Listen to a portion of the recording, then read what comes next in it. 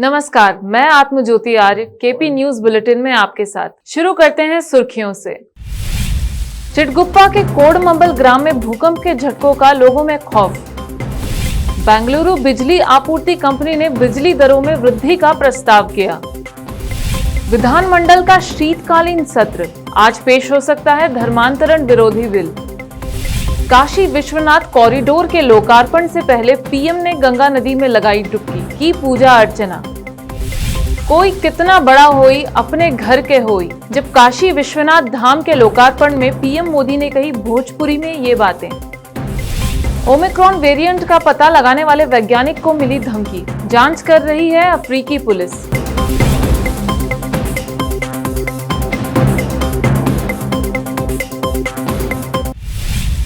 अब समाचार विस्तार से। शुरू करते हैं स्थानीय समाचारों से। बीदर जिले के चिटगुप्पा के कोडम्बल ग्राम में बीती रात भूकंप के हल्के झटके महसूस हुए, जिसके कारण ग्राम के लोग भयभीत होकर अपने घरों से बाहर निकल खड़े हुए। इस बीच लोगों में अफरा तफरी मच गई, जिसके कारण पुलिस ने हालात का जायजा लिया और लोगों को तसल्ली दी। आज प्रशासनिक अधिकारी व पुलिस अधिकारियों ने ग्राम के लोगों को बताया कि कोई भूकंप नहीं हुआ है, लिहाजा घबराने की कोई बात नहीं है।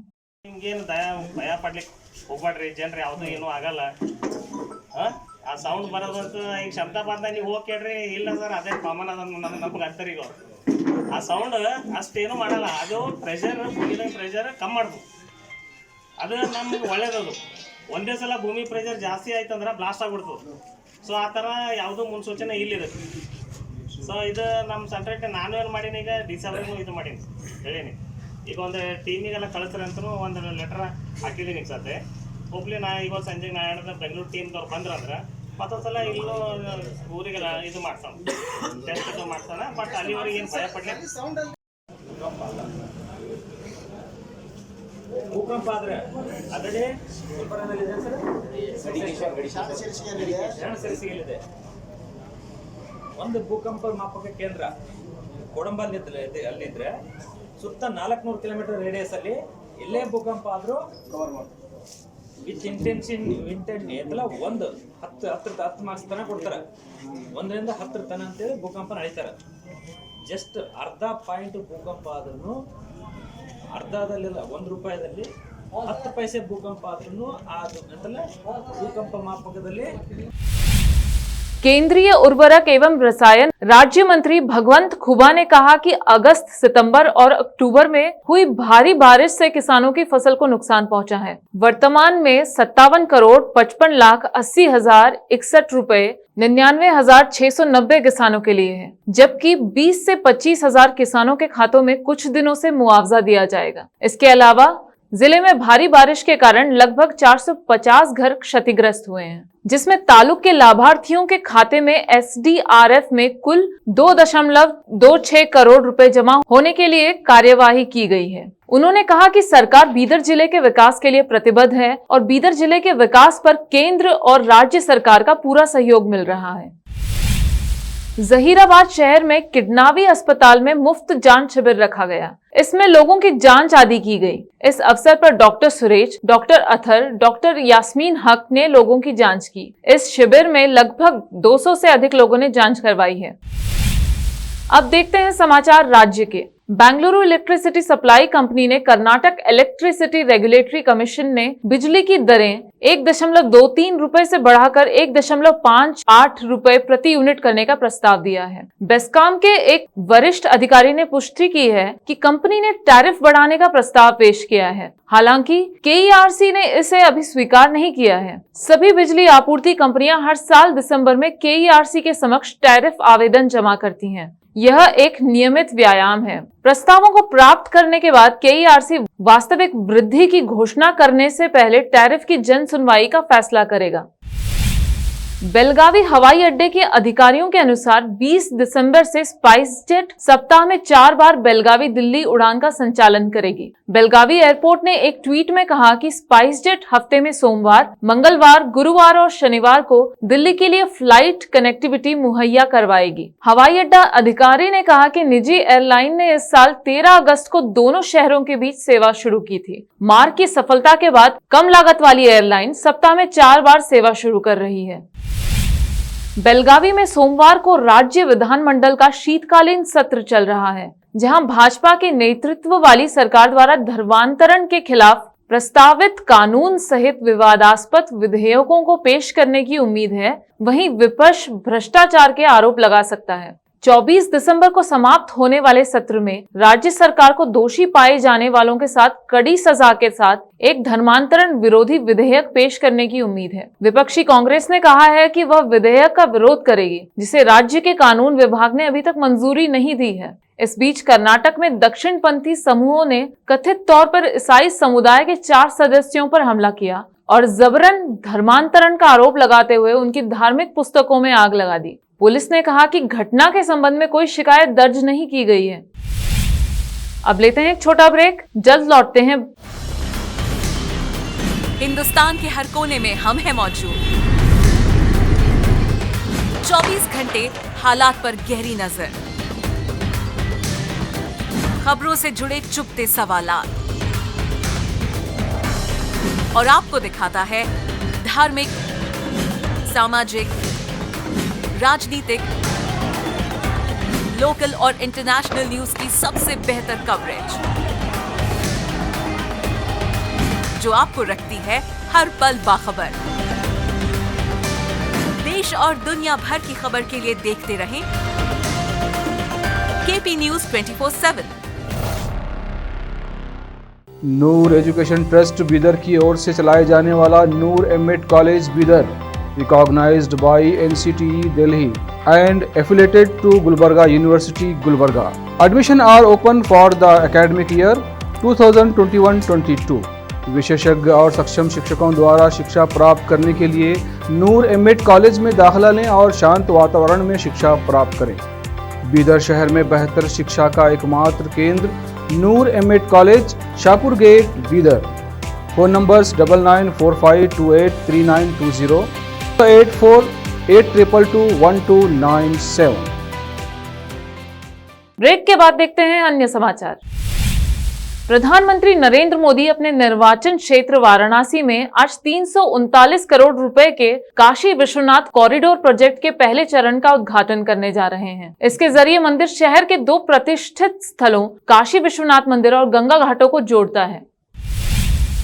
बिहार में पंचायत चुनाव में हंगामे का मामला सामने आया है। यह मामला कुशेश्वर स्थान पंचायत चुनाव का है, जहां ईवीएम को तोड़कर मजिस्ट्रेट के साथ मारपीट की गई है। बिहार में पंचायत चुनाव के अंतिम चरण के चुनाव हो रहे हैं। इसके दौरान कुशेश्वर स्थान पूर्वी प्रखंड के चिगड़ी सिमराहा पंचायत के चिगड़ी गांव में स्थित बूथ संख्या 151 एवं 152 पर स्थानीय लोगों ने हमला कर दिया है। लोगों ने ईवीएम तोड़ दी और मजिस्ट्रेट को जमकर पीटा। इसका वीडियो भी सामने आया है, जिसमें स्थानीय लोग हंगामा करते हुए दिख रहे हैं।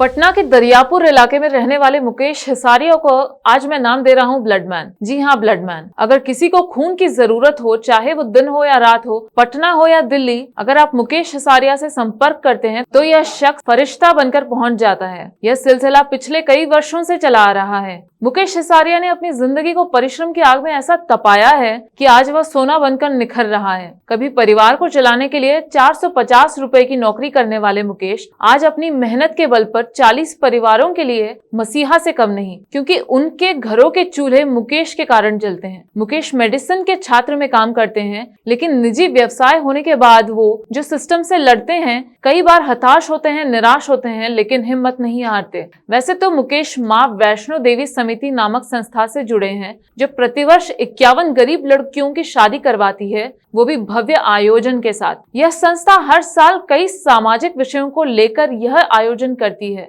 कई लोगों को सम्मानित करती है। मुकेश को उनके कामों के लिए अमिताभ और शाहरुख खान से भी मिलने का मौका मिला और उन जैसे स्टार ने भी मुकेश को रियल स्टार बताया था। पिछले दिनों मुकेश ने बिहार के सीएम नीतीश कुमार से मुलाकात की, उन्हें सूबे में ब्लड बैंक की कमी और मरीजों की परेशानी से अवगत कराया और मुकेश की सलाह पर पटना में एक और ब्लड बैंक की स्थापना की पहल शुरू हो गई है। केपी न्यूज के लिए संत कुमार गोस्वामी की रिपोर्ट।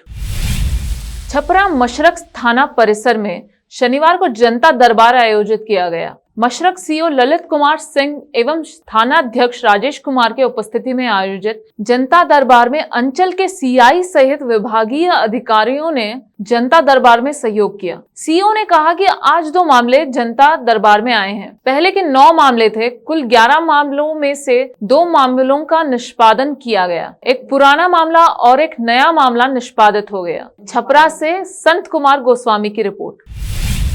प्रधानमंत्री नरेंद्र मोदी ने सोमवार को वाराणसी में काशी विश्वनाथ कॉरिडोर प्रोजेक्ट का अनावरण कर दिया। पीएम मोदी ने मंदिर के अनावरण के बाद वहां उपस्थित मेहमानों सहित पूरे देश को संबोधित किया। पीएम ने इस परियोजना को लेकर कहा कि भारत की आत्मा का जीवन अवतार है काशी। विश्वनाथ धाम का ये पूरा नया परिसर एक भव्य भवन भर नहीं है। ये प्रतीक है हमारे भारत की सनातन संस्कृति का। ये प्रतीक है हमारी आध्यात्मिक आत्मा का। ये प्रतीक है भारत की प्राचीनता का, परंपराओं का, भारत की ऊर्जा का और गतिशीलता का।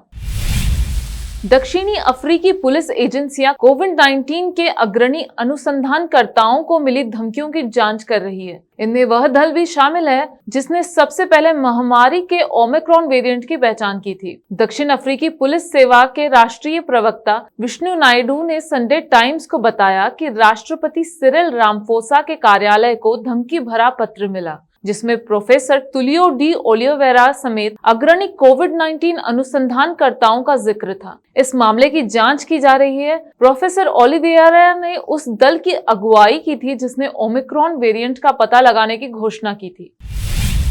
देखते हैं समाचार फिल्मों के। Harnaaz Kaur Sandhu miss universe 2021। हरनाज ने सवाल का जवाब देकर जीता खिताब। खेल जगत के समाचार। व्हाइट बॉल क्रिकेट में पूर्ण रूप से कमान मिलने के बाद खुलकर बोले हिटमैन रोहित शर्मा। अंत में देखते हैं समाचार बाजार के। एसबीआई ने कहा बैंकों की 2 दिन की हड़ताल से सेवाएं हो सकती है प्रभावित। फिर से एक नजर सुर्खियों पर। चिटगुप्पा के कोडमंबल ग्राम में भूकंप के झटकों का लोगों में खौफ। बेंगलुरु बिजली आपूर्ति कंपनी ने बिजली दरों में वृद्धि का प्रस्ताव किया। विधानमंडल का शीतकालीन सत्र। आज पेश हो सकता है धर्मांतरण विरोधी बिल। काशी विश्वनाथ कॉरिडोर के लोकार्पण से पहले पीएम ने गंगा नदी में लगाई डुबकी, की पूजा अर्चना। कोई कितना बड़ा होई अपने घर के होई। जब काशी विश्वनाथ धाम के लोकार्पण में पीएम मोदी ने कही भोजपुरी में ये बातें। ओमिक्रॉन वेरिएंट का पता लगाने वाले वैज्ञानिक को मिली धमकी, जांच कर रही है अफ्रीकी पुलिस।